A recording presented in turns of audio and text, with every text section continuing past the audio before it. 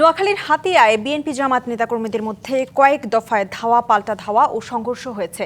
আহত হয়েছেন অন্তত 10 জন।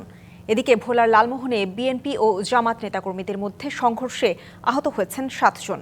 অন্যদিকে নেত্রকোনা 3 আসনে স্বতন্ত্র প্রার্থীর বিরুদ্ধে বিএনপি অফিস ভাঙচুরের অভিযোগ উঠেছে। এদিকে নির্বাচন সামনে রেখে গাজীপুর, গোপালগঞ্জ, নরসিংদী ও রাজশাহী বিভাগের 10 জেলায় 181 প্লাটুন বিজিবি মোতায়েন করা হয়েছে। শুক্রবার বিকেলে নোয়াখালীর হাতিয়ার নলচিরা চেয়ারম্যান ঘাট নৌপথে ফেরি সার্ভিসের উদ্বোধন করা হয়। নৌ পরিবহন মন্ত্রণালয়ের সচিব ডক্টর নুরুন নাহার চৌধুরী ফেরি মহানন্দা সার্ভিসটি উদ্বোধন করেন। উদ্বোধন শেষে ফেরি আনার পেছনে অবদান নিয়ে আলাদা স্লোগান দিতে থাকে এনসিপি ও বিএনপি নেতাকর্মীরা। এতে দুপক্ষের মধ্যে উত্তেজনা দেখা দেয়। শুরু হয় ধাওয়া পাল্টা ধাওয়া। এক পর্যায়ে যায় ইটপাটকেল নিক্ষেপ ও হাতাহাতিতে গড়ায়। পরে কয়েক দফা চলে সংঘর্ষ। এতে উভয় পক্ষের অন্তত 10 জন আহত হয়েছেন। এ ঘটনায় এনসিপি প্রার্থী হান্নান মাসুদ ফেসবুকে নিজের ভেরিফাইড অ্যাকাউন্টে হামলার অভিযোগ করে সন্ত্রাসীদের গ্রেপ্তার না হলে থানা ঘেরাওয়ের হুঁশিয়ারি দেন। এর আগে সকালে ভোলা লালমোহন পৌরসভার 11 নম্বর ওয়ার্ডে আওয়ামী লীগের নেতাকর্মীদের নির্বাচনী প্রচারণায় অংশ নেওয়ার খবরে তর্কে জড়ায় স্থানীয় বিএনপি ও জামায়াতের নেতাকর্মীরা।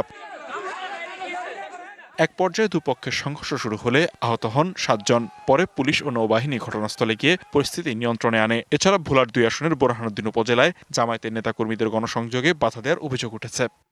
বিদেশ থেকে দেশে রেমিটেন্সের টাকা আসে নিরাপদে। তাই আজই আপনার আপনজনকে বলে রাখুন, রেমিটেন্সের টাকা যেন শুধু নগদেই পাঠায়। এখানে তো একই জায়গায় দুইজনে তো একসাথে একই জায়গায় একই সময়ে দুজনকে তো প্রচার প্রচারণা সমাবেশ এটা বলতে নিষেধ করা আছে।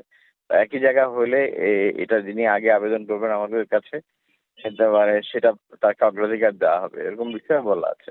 তো এই বিষয়গুলো প্রার্থীরা ফলো করতে হবে। ফলো না করলে আমরা আইনগতভাবে ব্যবস্থা নেব।